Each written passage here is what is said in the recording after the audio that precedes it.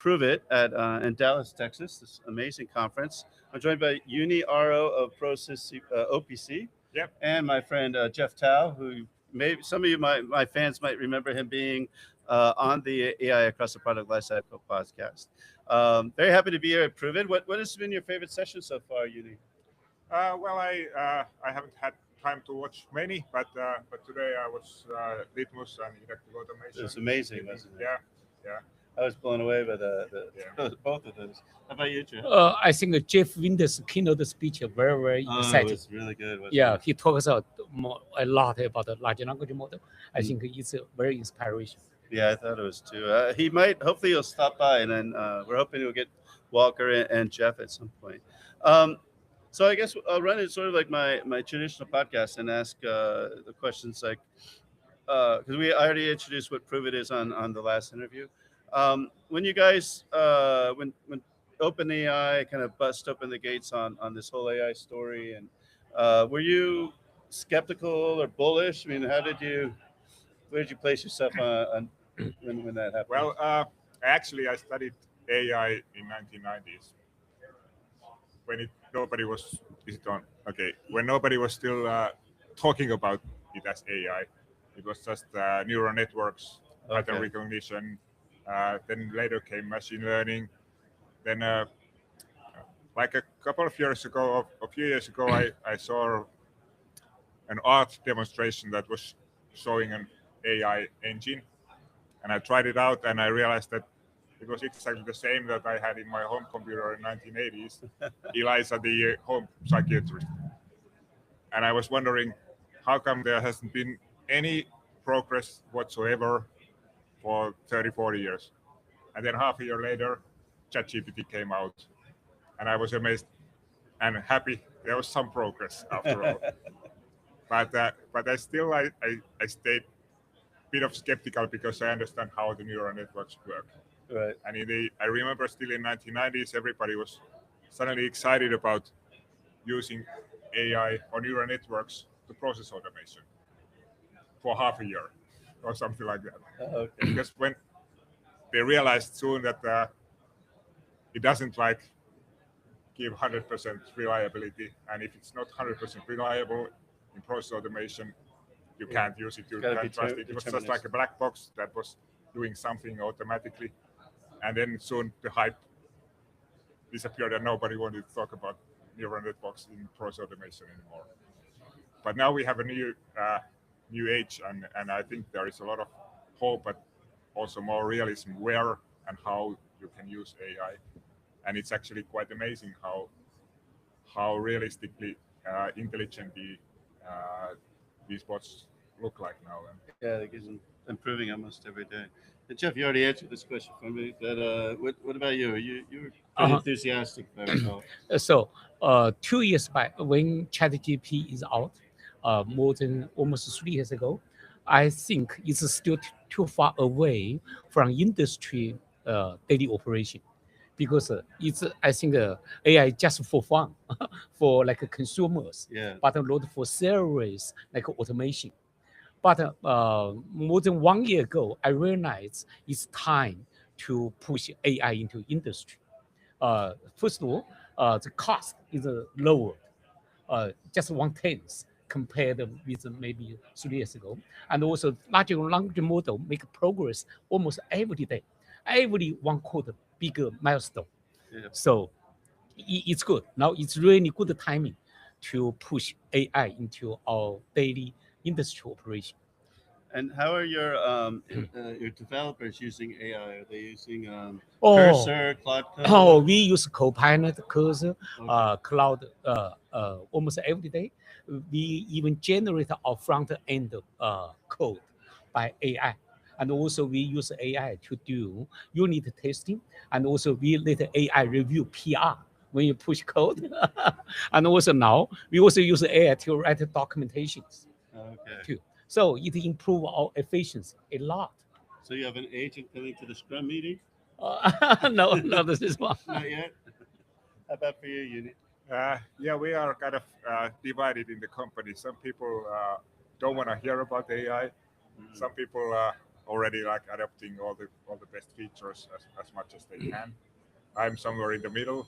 I still do programming myself, but not too much. I don't have enough time for that. But and mostly when I need to do that, I need to go very deep in the details to debug some small minor details.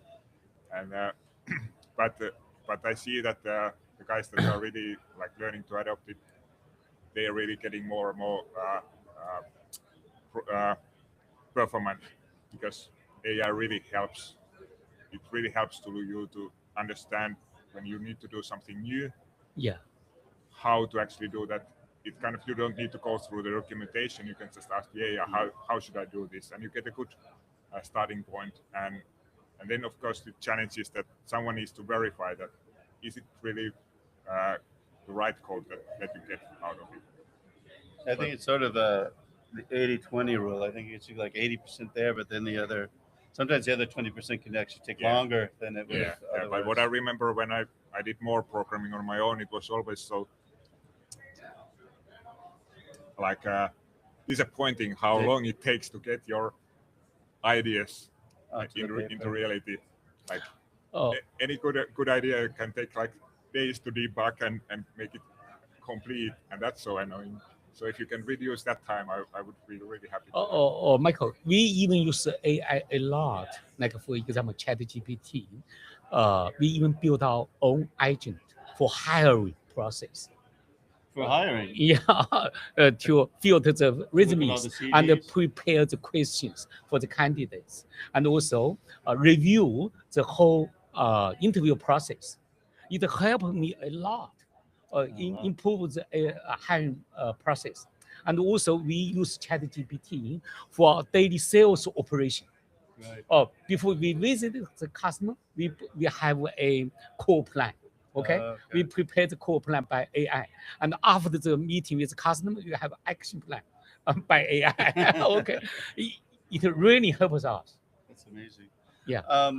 And so when someone is using TD Engine, is there like an AI agent, or is the AI more in the foundational element in terms of the plumbing of the software? Where's the contact between the user and the AI with TD Engine? Okay, our TD engine itself has a multiple AI agents inside. For Mhm. example, our built-in AI agent can generate the dashboard, visualization panels, reports automatically. Okay, but also we have MCP interface. Other AI applications can retrieve data from us. Okay, treat it as like an AI ready data platform, because once the data is stored inside the TD engine, we provide ways to contextualize data. You can enrich your data.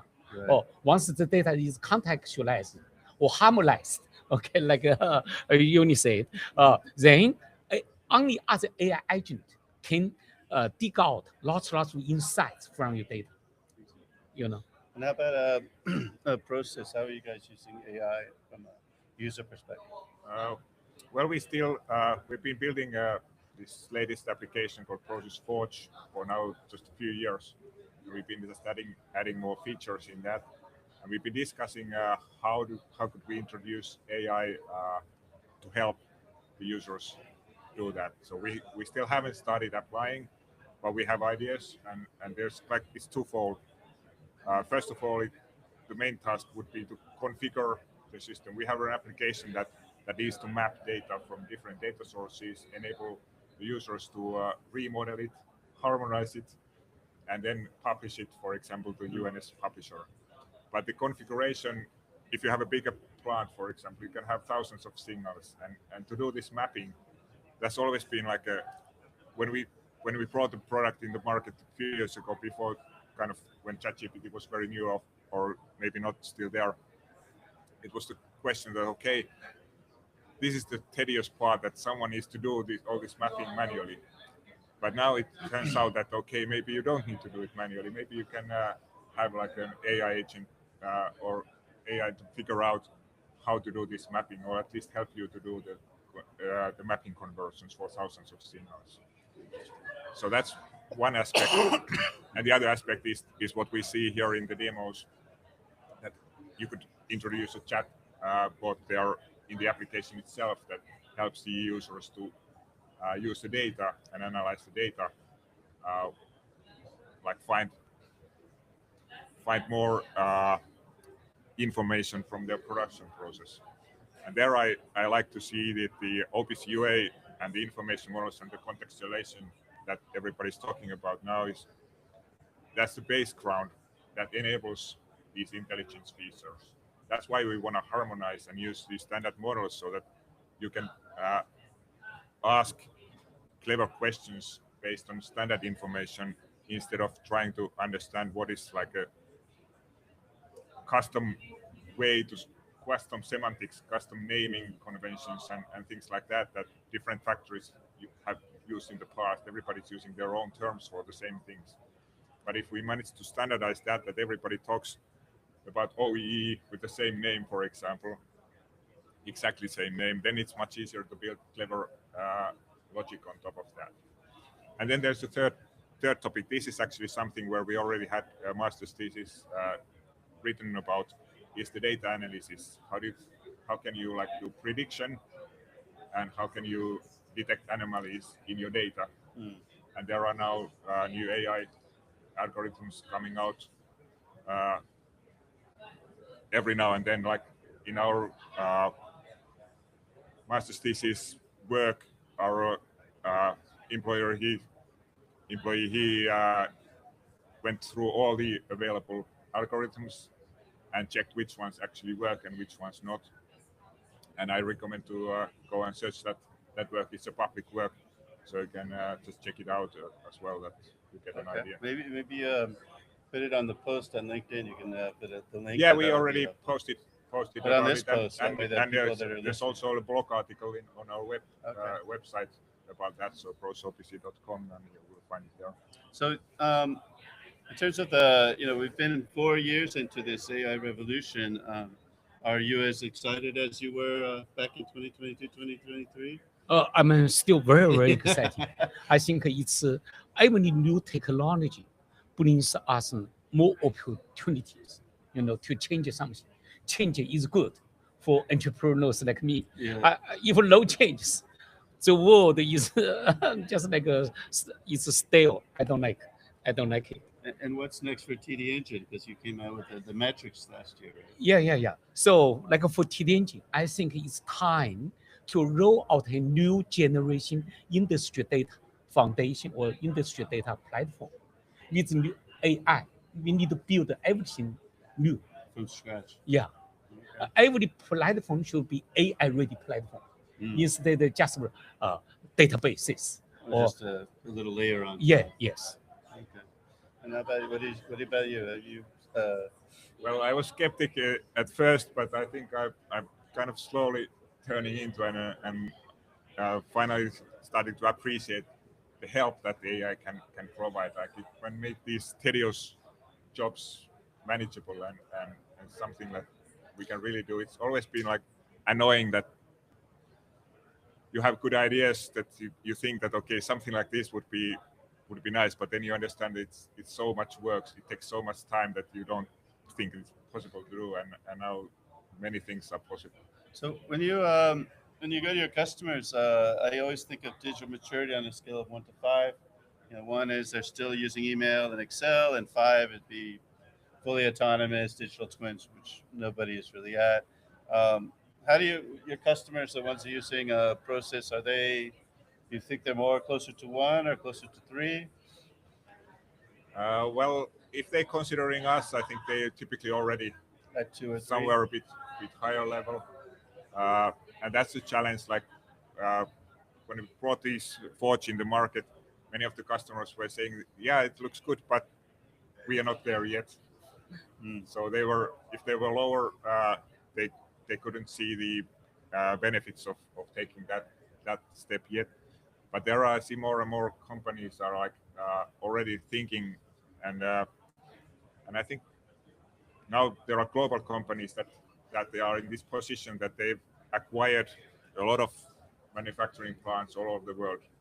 They can produce food and beverage or something else, or elevators or whatever, and they just realize that all of their factories producing similar stuff, but in a completely different way. The process is completely different. They have different equipment, they have different procedures, and now they would like to standardize that so that they can manage the whole company manufacturing from top.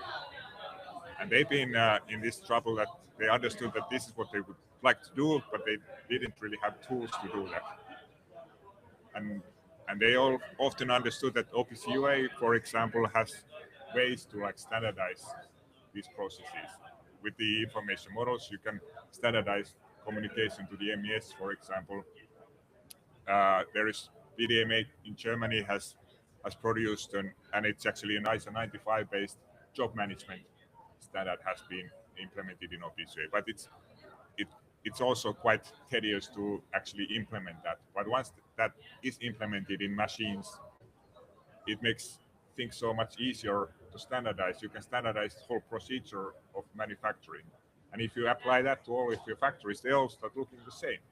And then you can start like putting a lot of analytics on top of that, and you can like get sensible metrics because it's all done on harmonized data. Yeah. Jeff, what do you think?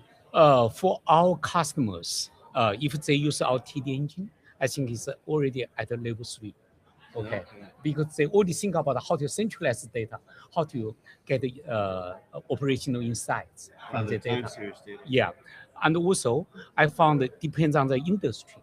For renewable energy industry, they heavily depends on data platform Right. because they have a huge amount of data. And if they don't cannot get insights from the data, the efficiency won't be at high at all. So they are forced to build a very good data platform. For manufacturing, it's different. Without the digital good data platform, they can still manufacture things. They only need automations, Yeah. But for some industry, like I said, like a renewable energy industry, without a very good industry data platform, they have low way to run operation. So that industry very friendly to us. They need something like ours from day one. Right. Okay. So really, it becomes transformational and it moves the needle even further to the right. Yes. Well, that's a really great interview. Thank you very much, Uni. Thank you very much, Okay. Jeff. Thank you very much. Thank you. Next, we're going to have Tulip and Litmus. So stay tuned and we'll be right back. Thank you. Okay.